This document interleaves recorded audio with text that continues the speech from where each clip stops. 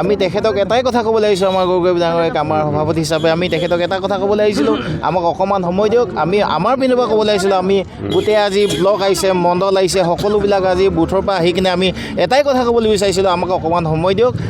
আমাক খোৱাংটো লাগে আমি তেখেতক কথা দিবলৈ আহিছিলোঁ আমি 1 নম্বৰত আমি প্ৰথম অসমৰ 26টা সমষ্টিৰ ভিতৰত প্ৰথম আমি খোৱাংটো তেখেতক গগৈ মুখ্যমন্ত্ৰী হ'বৰ কাৰণে আমি প্ৰথম খোৱাংটো তেখেতক আমি উপহাৰ দিবলৈ বিচাৰোঁ আমি মিডিয়াত দেখিছোঁ লুৰিণজ্যোতি গগৈ ইয়াত প্ৰচাৰ চলাই আছে তেওঁ পালোৱে বুলি বজাই আছে সেইকাৰণে আমাৰ মন ভাগি গৈছে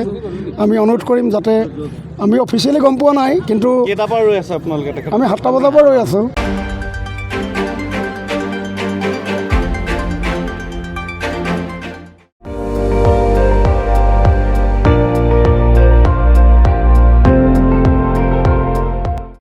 আপুনি চাই আছে ND24